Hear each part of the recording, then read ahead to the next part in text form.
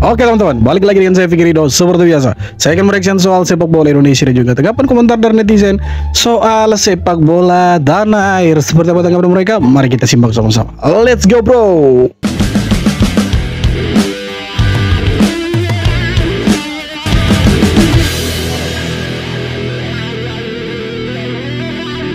Malaysia resmi digantikan kakak kandungnya, India, di KAFA Nations Cup 2025. Sejatinya, turnamen yang berlangsung 1-9 September ini, Harimau Malaya direncanakan berpartisipasi di dalamnya. Namun, karena lawannya cukup berat, yakni Iran, Uzbekistan, dan Tajikistan, yang berarti resiko poin FIFA Malaysia akan merosot, maka FAM memilih mundur dan mencari lawan yang lebih sepadan, yakni Singapura. Untungnya, Malaysia punya kakak yang baik, yaitu India yang mau menggantikan posisinya, karena Safa sudah cukup geram atas rencana mundurnya Malaysia dari turnamen tersebut. Memang mereka ikut KAFA Nations Cup ini awalnya ya untuk gagah-gagahan gitu kan. Karena mereka punya supporter, fans itu sudah senang gitu kan. Karena awalnya ditawari sama Indonesia, mereka nolak ya, dengan alasan mereka mau fokus untuk cari lawan yang peringkat FIFA-nya lebih tinggi ya kan.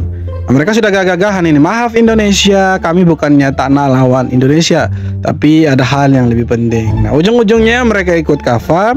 Nah, rupanya KAFA ini tidak masuk kalender FIFA, dan kalaupun mereka menang, poin untuk ranking FIFA-nya itu sedikit, tipis.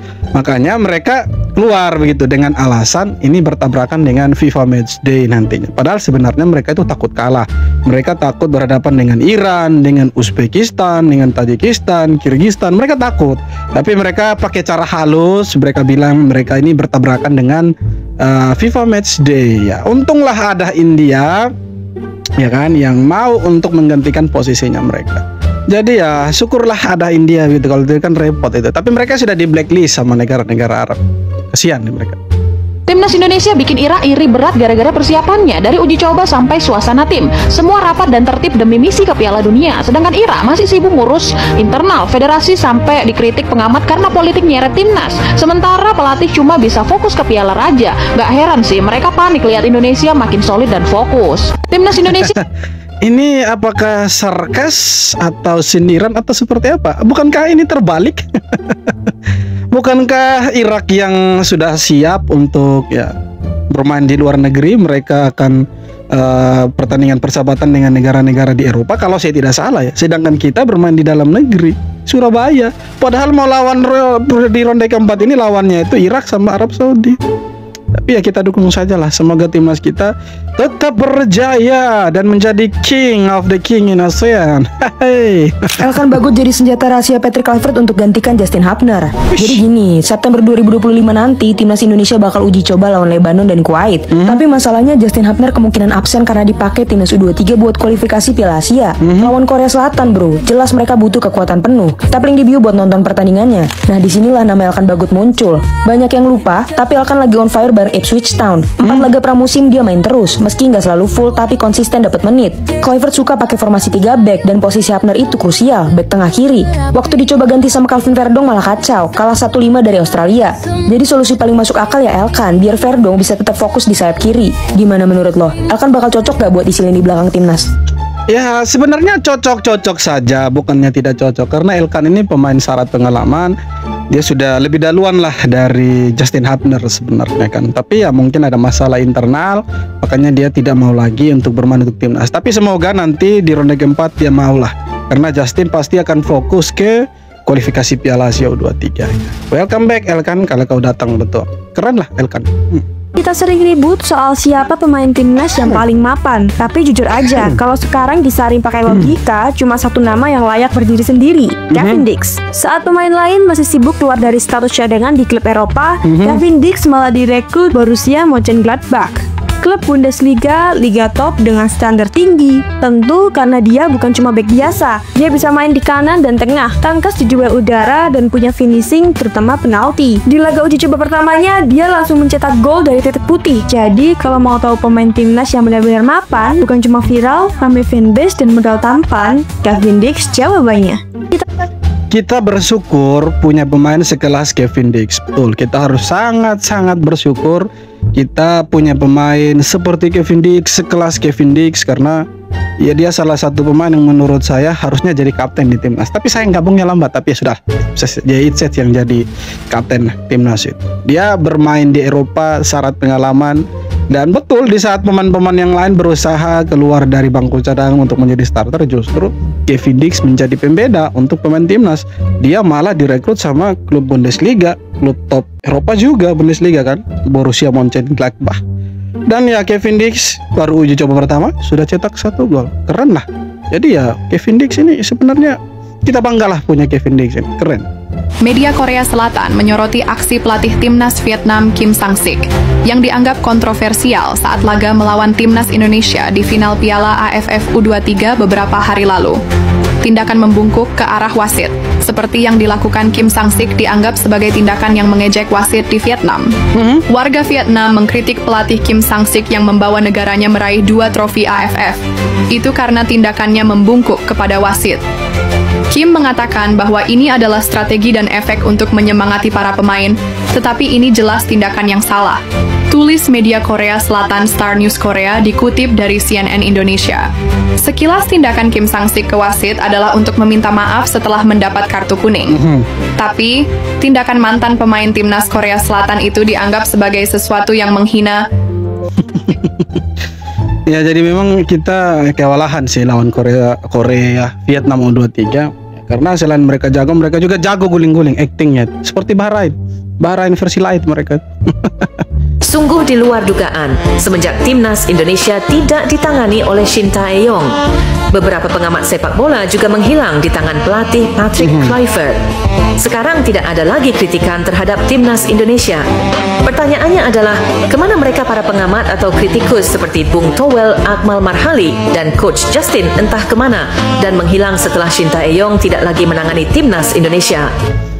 Sebenarnya sederhana jawabannya, karena nilai jual STY untuk media, untuk sosial media, untuk pemasukan di berbagai media sosial itu lebih tinggi daripada nama Patrick Kluivert.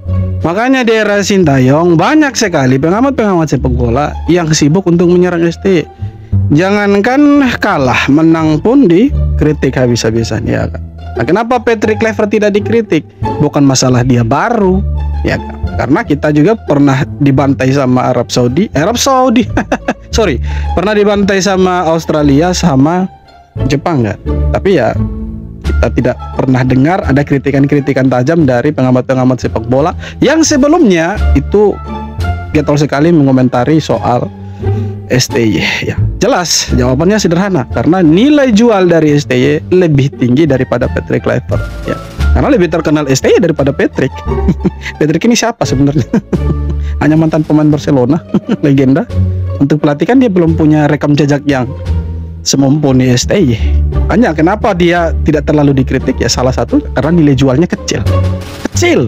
Gue kasihan sih sama Messi Hilgers. Kayaknya sejak dia jadi WNI dan ngebela timnas, karirnya malah jadi ngestak. Padahal dulu dia starter langganan, sekarang malah nggak ada yang mau beli. Messi Hilgers sudah main di FC Twente dari kecil, literally dari umurnya 10 tahun. Debut senior di umur 19 dan udah 100 lebih caps. Sempet jadi andalan, tapi sekarang udah nggak dapat perpanjangan kontrak, udah siap cabut. Malah nggak ada satupun klub yang bener-bener minat. Buat nonton aksinya Messi Hilgers bisa lewat link yang ada di bio gue ya. Bahkan pas pramusim dia nggak dimainin lawan Porto sama Udinese. Menurut lu ini emang karena naturalisasi atau klub-klub lain ngerasa dia belum cukup value buat step up? Menurut lu Messi masih layak gak dimain di Eropa? Atau mending langsung gabung ke Liga 1 aja? No, jangan ke Liga 1. Masih muda, pemain bagus, punya market value yang tinggi. Nomor 2 loh untuk Indonesia dan mungkin untuk Asia Tenggara. Janganlah ke Indonesia. Come on man. Liga 1, Liga Sawah, jangan. Kenapa sih begitu kan? Tapi menurut saya dia ini pemain yang bagus. Hanya untuk timnas dia belum terlalu dapat chemistry lah dengan pemain-pemain di belakang seperti Jaitzet, seperti Justin Hapner atau Rizky Ridho. Tapi kalau kita lihat dia ini salah satu back modern yang luar biasa tangguhnya. Keren ini pemain. Nah, kenapa dia belum dapat menit bermain reguler di beberapa pertandingan ini? Mungkin karena cedera. Menurut saya bukan karena naturalisasinya. Toh semenjak dia naturalisasi juga musim masih berlangsung, ya kan? Dia tetap jadi andalan utama di FC Twente. FC Twente klub besar di Eredivisie. Kenapa Messi Hilgers yang jadi pilihan? Menurut saya karena dia salah satu pemain back modern yang tangguh, yang punya nilai jual tinggi. hebat juga. Nah untuk Indonesia saya pikir kenapa dia belum dapat menit bermain yang katakanlah reguler lah, karena menurut saya ini hanya butuh waktu, tentang waktu saja. Mungkin ke depan dia akan lebih bagus lagi. Peluang Timnas Indonesia untuk mencatat sejarah tampil di Piala Dunia 2026 kembali jadi sorotan media asing.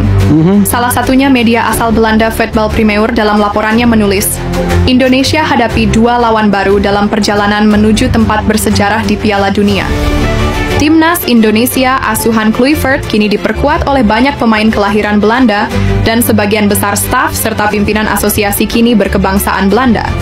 Sebagai contoh, Kluivert memiliki Alex Pastoor dan Danny Lanzat sebagai asisten, dan Jordi Cruyff saat ini aktif di asosiasi.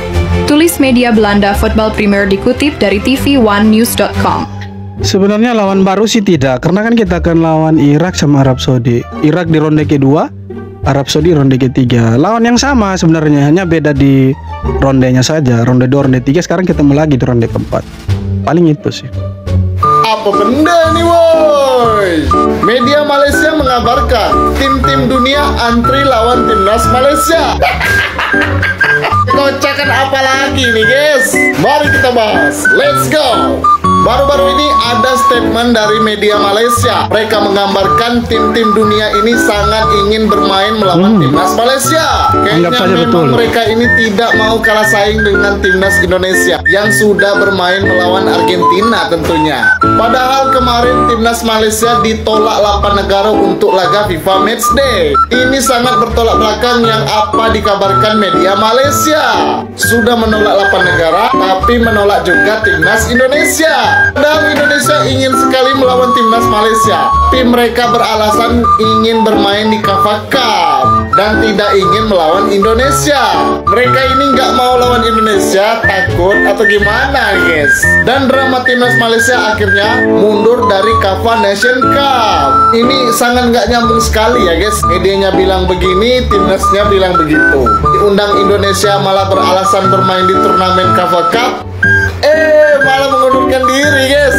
Tolong tinggalkan komentar yang sangat tidak seru juga sebenarnya kalau Indonesia lawan Malaysia. Kan terbukti dari U23 kemarin kan parkir bis, mainnya monoton, sama sekali tidak menarik. Kalau senior lagi kita baku hantam di lapangan pasti tidak akan menarik gitu. Bosan lah kalau Indonesia yang nyerang terus kan. Bosan juga kita.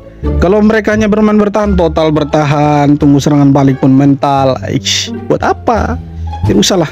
Betul sudah, mereka harus cari lawan-lawan dari luar negeri lah, dari luar, dari Eropa kah, dari Arab kah, terserah lah. Walaupun mereka ditolak gitu. Tapi ya syukurlah mereka nanti bisa bermain di FIFA Matchday. Katanya lawan siapa? Lawan Singapura kah? Atau lawan Laos kah? Karena itu ya kita nggak bisa mengharapkan Patrick kemudian ya harus lolos Piala Dunia ataupun selesai gitu. Seolah-olah kalau dia tidak lolos Piala Dunia, dia tidak mampu menciptakan kesuksesan lain gitu. Sama seperti yang aku bilang Bang Akmal loh. Patrick itu juga sudah menciptakan prestasi selama dia menjadi pelatih tim nasional yang masih sangat singkat ini, yaitu menang lawan Cina dan menang lawan Bahrain. Ya sebetulnya saya heran sih, sebetulnya Patrick Kluivert ini siapa sih kok orang-orang sampai belain Patrick segitunya. Ya saya paham sih Mbak Samara ini kerja dan bosnya adalah Pak Erick Thohir. Kalau Mbak Samara ini belain Pak Erick Thohir saya masih paham. Cuma kalau belain Patrick Kluivert tuh ngapain? Patrick Kluivert itu digaji oleh seluruh rakyat Indonesia untuk pegang tim nasional kita. Kalau memang gagal nggak ada prestasi ya harus dikritik, dikasih tekanan. Karena resikonya terlalu besar, yang nanggung seluruh rakyat Indonesia. Kalau Indonesia gagal lolos ke Piala Dunia, yang sedih seluruh rakyat Indonesia. Ya Patrick paling balik ke Belanda, ya habis itu ya dengan gaya hidupnya. Terus bagaimana dengan timnas kita? Harus nunggu 4 tahun lagi. Kan dari awal pergantian pelatih juga sudah dituntut sama supporter sepak bola Indonesia. Nggak ada lagi istilah proses. Dalam pergantian ini adalah untuk memperbesar peluang Indonesia untuk masuk ke Piala Dunia. Jadi sudah seharusnya dengan pergantian ini Indonesia ya wajib lolos ke Piala Dunia. Udah nggak ada lagi kata proses, baru berapa bulan pegang, baru berapa bulan latihan. Nggak ada. Beda dengan timnas U23 yang dipegang Gerard Vandenberg. Vandenberg benar dia butuh proses, dan terbukti secara permainan memang penguasaan bolanya selama ini kita belum pernah temui kita menang statistik dari Thailand dan Vietnam, walaupun hasil di lapangan itu berkata lain. Yes. Masa iya paham gitu aja, susah banget sih. Atau memang sengaja pura-pura nggak tahu kemudian keluarin narasi untuk membentuk persepsi para supporter sepak bola Indonesia supaya mendukung pihak pengurus bahwa kalau Patrick gagal pun nggak ada yang salah dengan itu. Tapi kan kita paham lah tujuannya kemana, maksudnya kemana, kita paham. Bukan kita tidak paham, cuma kita ya diam-diam baik saja. Kita menunggu waktu yang tepat untuk kita bersuara, kan gitu. Jadi begini sebenarnya, jangankan di Indonesia, di Eropa pun, jangan Eropa lah terlalu jauh kan. Pelatih Jepang, pelatih Australia lah kemarin kan. Australia itu main dengan Indonesia imbang ya. Habis itu hampir kalah dari Bahrain kan. Nah, setelah itu dipecat lah si Arnold itu kan, diganti dengan Popovic, pelatih lama mereka. Artinya apa? Dia tidak mampu untuk mencapai target yang diberikan sama Federasi Australia, akhirnya dipecat. Nah sekarang kita balik ke Indonesia. Sintayong dianggap tidak mampu untuk membawa timnas Indonesia lebih jauh bahkan ke Piala Dunia. Oke. Dengan pemain yang sudah dimiliki Indonesia, ya kemudian segala sesuatu dukungan semuanya dari PSSI sudah diberikan, Sintayong ternyata hanya mampu finish di urutan 4 ya kan. Karena kita berhasil kasih kalah Arab Saudi di kandangnya kita sendiri. Setelah itu tanpa angin ribut, babi bu bebo, AIUEO, Sintayong dipecat. Alasannya Sintayong komunikasinya sudah tidak harmonis lagi, dan beberapa alasan yang lain yang menurut kita masih perlu diperdebatkan dan tidak masuk di akalnya kita sebagai supporter. Kemudian datanglah Patrick Kluivert dengan iming-iming bahwa Patrick Kluivert ini akan membawa timnas Indonesia semakin bagus lagi. Kenapa saya bilang iming-iming? Karena ada ex-coach PSSI yang bilang inilah tim kepelatihan terbaik yang pernah kita miliki. Oke, setuju, betul. Anggap saja dia betul. Karena di dalam satu skuad tim kepelatihan itu ada nama-nama besar seperti Patrick Kluivert, ya kan, Alex Pastoor, Denny Lanzat, Gerald Van den Berg, ya kan. Masuk lagi Simon Tahamata sebagai tim scouting, kemudian masuk lagi Jordi Cruyff, ya kan. Jadi semua orang Belanda datang ke Indonesia. Ya awalnya kita berpikir, wah keren, mungkin Indonesia bisa masuk Piala Dunia. Dan tapi ujung-ujungnya malah kita dibantai. Oke, kita punya 2 kemenangan. Apakah itu prestasi? No. Itu ya memang harus menang. Prestasi itu kecuali kita menang itu langsung lolos Piala Dunia. Oke, itu perlu diakui. Pertanyaan selanjutnya, apakah kalau misalkan nanti timnas Indonesia tidak lolos, Patrick Kluivert harus dipertahankan? Tidak perlu dipertahankan. Ganti pelatih, ganti semuanya. Karena memang dia tidak cocok dengan sepak bola Asia, apalagi Indonesia. Kita mungkin menang secara positioning ball, tapi hasil akhir di lapangan berkata lain. Jadi kalau ada yang tiba-tiba orang Kupang bilang tak uju ada saya bicara. Tiba-tiba ada yang bicara soal bola, padahal sebelumnya bahas politiknya jago, pintar, tiba-tiba bahas bola, gini. Harusnya seperti ini, Patrick punya prestasi segala macam, tidak harusnya ini dia tidak berlebihan segala macam, babi bu bebo. Ya biarkan saja. Mereka juga punya hak untuk berbicara, tapi sekali lagi saya cuma mau mengingatkan ada hal yang lebih penting di negara ini dari sekedar mengurus bola. Bola itu ada orang-orang. Kalian yang di politik, uruslah politik itu. Bantulah pemerintahan. Karena kebetulan mbak-mbak yang bicara soal Patrick Kluivert ini ada dalam lingkaran pemerintahan, artinya bekerja untuk pemerintah, lembaga pemerintahan. Jadi uruslah itu. Jangan urus bola. Biar saja Ratu Tisa yang ngurus itu. Pasti keren itu. Jangan kalian yang tidak tahu bola, tidak paham bola, tiba-tiba urus bola. Biar saja Mbak Ratu Tisa yang ngurus, dengan Pak Erick Thohir dan XO yang lain. Yang di luar dari itu sudahlah, tak usah kalian bicara banyak, omong kosong, bullshit. Oke, jadi tidak beberapa video tanggapan komentar dari netizen soal sepak bola Indonesia, dan seperti apa tanggapan kalian? Silahkan tulis kolom komentar. Kita jumpa lagi di video-video berikutnya. Thank you.